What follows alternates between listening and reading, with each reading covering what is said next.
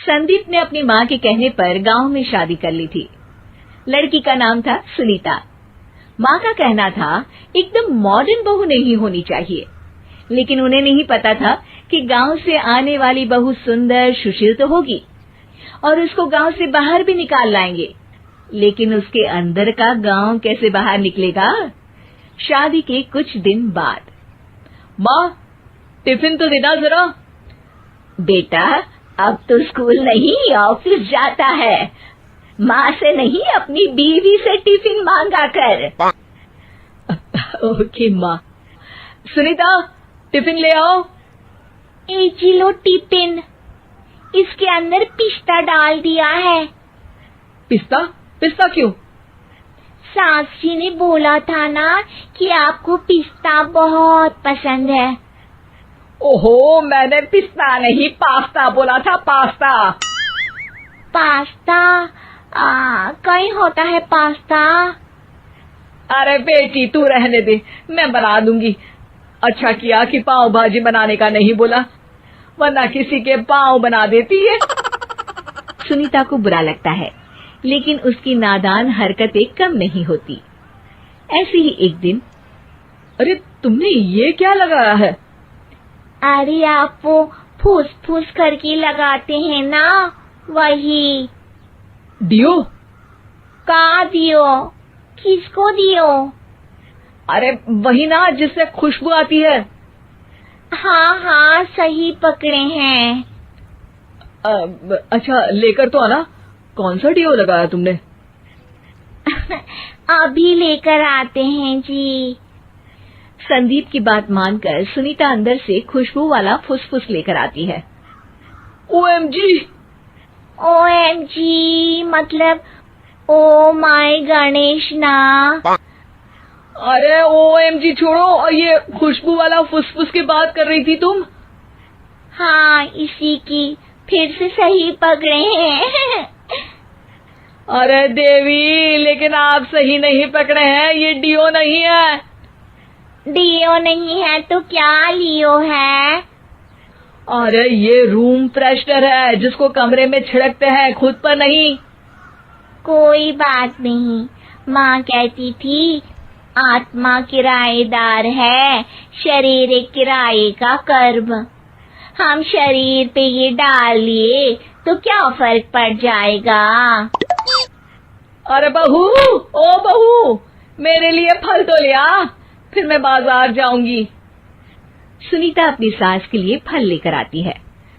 अरे बेटा, पपीता, तरबूज और सेब फल ऐसे कैसे खा लूं? काट कर तो ले आ।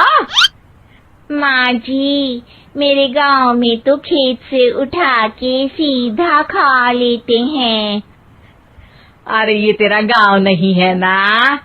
अरे संदीप, तू ही कुछ समझा देना इसको बेटा। मैं कैसे समझाऊं माँ, ये तो माइक्रोवेव को भी भट्टी बोलती है। कल मैंने बोला हाय कैसी हो, तो बोलती है किसी को हाय नहीं लगानी चाहिए। अरे सुनीता, तेरा क्या होगा? अभी तो कैसे बताऊं माँ जी, अभी हम कुछ करेंगे फिर पता चलेगा क्या होगा, लड़का या लड़की। हे भगवान, कहाँ से आ गई है? रामपुर से जी, आप ही तो लेकर आए थे मुझे। अरे मुझे माफ कर दो। पहले कोई गलती तो करिए जी, आपकी तो सारी गलती माफ कर देंगे हम। हाँ अरे बहू, मेरी बात सुन।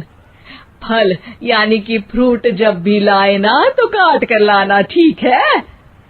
जी ठीक है माँ जी, फल यानी फ्रूट यानी काट के लाऊंगी।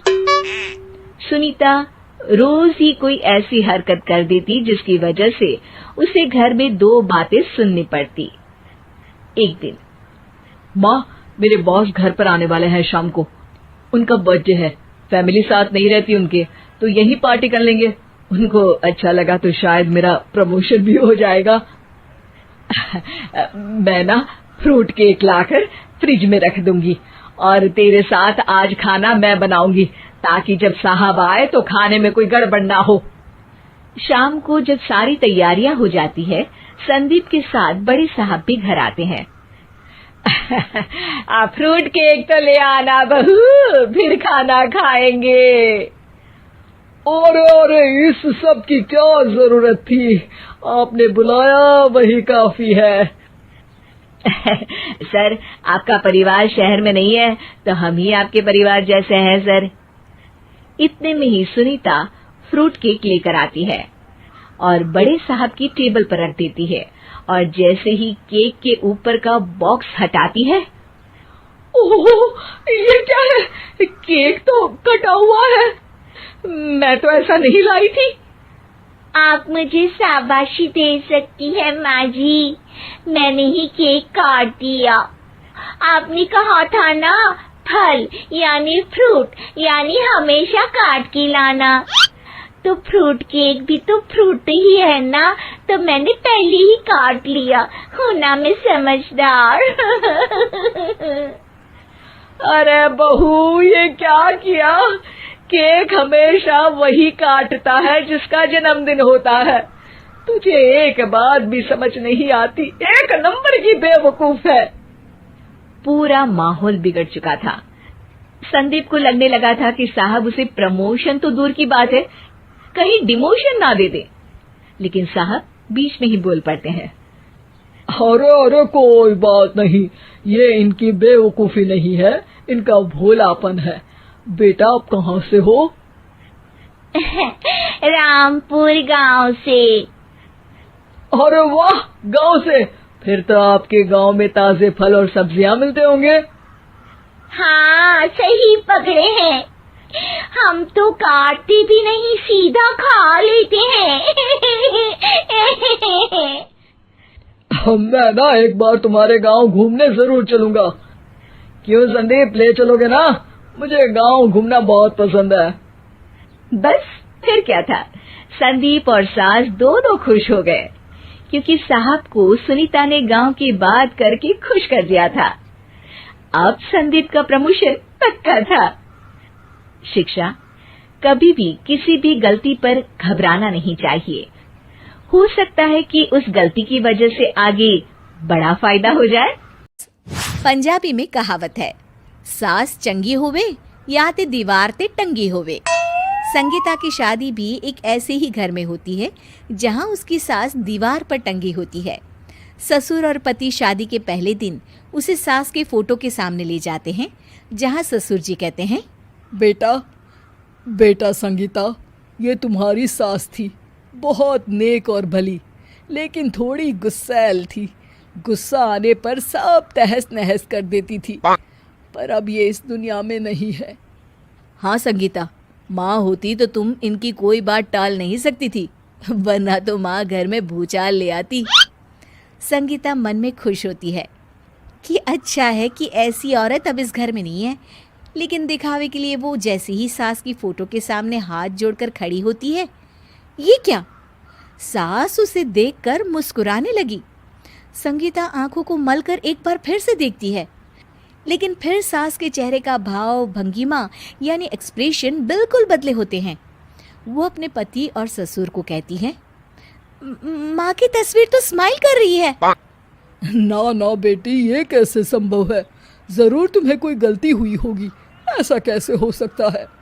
लगता है तुम शादी की सारी फॉर्मेलिटी करते करते थक गई हो, तुम्हें आराम की जरूरत है संगीता। खैर, सारे संगीता की बात को इग्नोर कर कमरे में चले जाते हैं। वैसे सास की फोटो पर एक्सप्रेशन एक के बाद एक बदलते ही रहते हैं। सुबह होती है, पति और ससुर को काम पर भेजकर संगीता कमरे की सफाई करने में लग जाती है कि तभी उसे आवाज आती है, टेबल ठीक से साफ करो। ऐसे भी कोई टेबल साफ करता है? इससे अच्छा तो ये गंदा ही था। किसी औरत की आवाज सुन संगीता दंग रह जाती है और सोचने लगती है कि आवाज कहाँ से आई। आवाज को नजरअंदाज कर वो फिर से अपना काम करना शुरू करती है, लेकिन इस बार तो आवाज बिल्कुल उसके कान के पास से आती है। मेरा घर है ये, जब तक मैं थी चमका कर रखती थी, हर एक चीज शीशे की तरह थी। तुम्हें तो ना सफाई आती है ना कुछ पता है। क्यों तुम्हें मेरे घर की जिम्मेदारी दे दी गई है? पता नहीं तुम में मेरे बेटे को क्या दिखाई दिया। मैं होती तो एक से बढ़कर एक लड़कियों की लाइन लगा देती। अब संगीता को समझने में देर नहीं लगी कि ये आवाज किसी और की नहीं बल्कि उसकी सास की है जो दीवार पर टंगी है। वो उसके पास जाती है और कहती है, नमस्ते सासू माँ, मुझे तो कल ही लग रहा था कि दीवार में कुछ काला है। वो दीवार नहीं दाल होती है पगली। सही पकड़े हैं सासू माँ। तो क्या हो गया आपको जो आप यहाँ भी चैन से नहीं बैठी हैं? सुना मैंने आपका व्यवहार काफी गुस्से वाला था। चुप रह तू, ज्यादा बकर बकर ना कर। घर का काम करना तो आता नहीं, आई है मुझसे बहस करने। हाँ देखिए सासू माँ, मैं आपसे साफ साफ कह देती हूँ, मुझसे पंगा लेने की कोशिश मत करिएगा। तभी पीछे से संगीता का पति आता है। अरे संगीता, किससे बात कर रही हो? कौन है वहाँ? संगीता की सास की फोटो फिर से पहले जैसी हो जाती है। आपकी माँ से कह रही थी कि मुझे काम करना आता। अरे संगीता, माना सास के ताने हर बहू को अच्छे लगते हैं, लेकिन यहाँ तो माँ है ही नहीं। तुम तो फोटो से ही तुम भी लाजवाब हो संगीता। किसी को विश्वास नहीं होता कि संगीता अपनी मरी हुई सास की फोटो से बात करती है। वहीं आए दिन संगीता की सास संगीता को किसी न किसी बात पर आते जाते ताने देती। संगीता को भी अब सास के तानों और उनसे बात करने की आदत हो गई। वो कभी खानदान की कहानी तो कभी तीज त्योहार कैसे मनाए या किसी व्यंजन की रेसिपी सास से ही पूछती। सारा दिन घर में अकेली संगीता की सास अब उसके लिए तानों के साथ पक्की साथी की तरह भी रहने लगी थी, जो किसी और को नहीं बल्कि संगीता को ही सुनाई देती। तो देखा आपने, सास बहू का रिश्ता हर रिश्ते से ऊपर होता है, फिर चाहे वो खट। अरे अब कुछ मत पूछ विमला, लाख जतन करने के बाद भी महीने के आखिर तक हाथों में चमन्नी भी नहीं बच पाती। कभी अपने लिए कोई छोटी सी भी चीज लेनी हो तो 10 बार सोचना पड़ता है। तू सही कहती है, आमदनी तो बढ़ती नहीं, लेकिन दूसरी तरफ महंगाई दिन ब दिन बढ़ती ही जा रही है। राशन वाले का बिल, दूध वाले का उधार। अरे तुम औरतें बस इसी तरह जिंदगी भर रोती रहोगी। खुद के पैरों पे खड़े होने की सोचो, तब तुम्हें पैसों के लिए किसी का मुंह नहीं देखना पड़ेगा। अरे तू इतनी बड़ी बड़ी बातें कर रही है, तू ही बता दे हम क्या करें? हम औरतें चाहे तो कोई छोटा मोटा व्यापार कर सकती हैं, जैसे कि साड़ी बेचने का। सुधा की बातें सुन सब औरतें हंस पड़ती हैं। ना भाई ना, मेरे पति को ये सब पसंद नहीं है, वो तो मुझे मार डालेंगे। दूसरी औरतें भी विमला की बात से सहमति जताती है और साड़ी का व्यापार करने से मना कर देती हैं। अगले दिन सुधा अपनी सास से ये बात कहती है, बस अब यही काम रह गया था, सारा दिन यही सब सोचती रहती हो। अरे बढ़िया आई साड़ी बेचने वाली। तभी वहां सुधा का पति विवेक आता है। अपनी माँ की बात काटते हुए कहता है, अरे माँ, सुधा ठीक ही तो कह रही है। अगर ये साड़ियों का व्यापार करना चाहती है तो इसमें क्या गलत है? मुझे तो सुधा की बात पसंद आई। अरे मजाक है क्या व्यापार करना? अच्छे अच्छों की खटिया खड़ी हो जाती है। मैंने दुनिया देखी है। बेटा, तुम लोग ज्यादा हवा में मत उड़ो, और फिर साड़ियाँ खरीदने के लिए पैसे कहाँ से लाएगा? तुम उसकी चिंता मत करो माँ, मैं देख लूंगा। अगले दिन विवेक अपने एक दोस्त से कुछ पैसे उधार लेकर साड़ी के कारखाने से बहुत सारी साड़ियाँ खरीद लाता है। ये लो सुधा, तुम्हारा ऑनलाइन अकाउंट बन गया है। अब लोग घर बैठे तुमसे साड़ियाँ खरीद सकते हैं। ये तो बहुत अच्छी बात है। हाँ, और इतना ही नहीं, मैंने इसमें सभी नई डिजाइन की साड़ियों की फोटो भी अपलोड कर दी है। अब बस तुम देखती जाओ। कुछ दिनों के बाद, नमस्ते, मुझे सुधा जी से मिलना है। ओहो, तू कौन है और मेरी बहू से तुझे क्या काम है? माँ जी, मैं सुधा जी से साड़ियाँ खरीदने आया हूँ। अरे बड़ा बेवकूफ है तू, इतना बड़ा मीना बाजार छोड़कर यहाँ साड़ी खरीदने आया है। तेरा ऊपर का कोई पेच ढीला है क्या? अरे माँ जी, आप नहीं जानती, आजकल ऑनलाइन का जमाना है, समय और पैसे दोनों की बचत होती है। तभी वहां सुधा आ जाती है। सुधा बिरजू को साड़ियां दिखाती है। क्या बात है सुधा बहन जी, आपके पास तो बहुत ही सुंदर सुंदर साड़ियां हैं। एक काम करिए, ये वाली दे दीजिए और ये वाली भी। छोड़िए, एक काम करिए, ये सभी ही दे दीजिए। सुधा की सास हैरान रह जाती है। अरे इतनी साड़ी का तू करेगा क्या? अरे माँ जी, मेरी बीवी पहनेगी। अरे कितनी बीवियां है तेरी? माँ जी, आप भी ना, बीवी तो एक ही है। पहले तो मैं 2-4 साड़ियां लेने आया था, लेकिन अब पूरी 20 साड़ियां ले जा रहा हूँ। ये लीजिए सुधा बहन जी, आपके पैसे, चलता हूँ। धीरे धीरे सुधा के द्वारा घर में खोली गई छोटी सी दुकान चल पड़ती है और देखते ही देखते सुधा के घर ग्राहकों की लाइन लग जाती है। पैसों की आमदनी देख सुधा की सास की आंखें फटी की फटी रह जाती है। जा बहू, अब तू थोड़ा आराम कर ले, इन लोगों को मैं साड़ियां दिखा देती हूँ। माँ जी आप?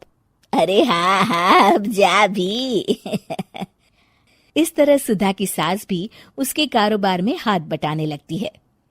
देखो सुधा, तुम्हारा व्यापार तो चल पड़ा। पिछले कुछ महीनों में इतनी कमाई हुई है कि तुम्हें यकीन नहीं होगा। सच?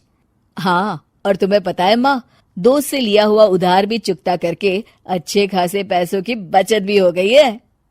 सुधा की सास अपनी बहू और बेटी की कामयाबी पर बड़ा खुश होती है। बहू की तरक्की देख के मैं बहुत खुश हूँ बेटा।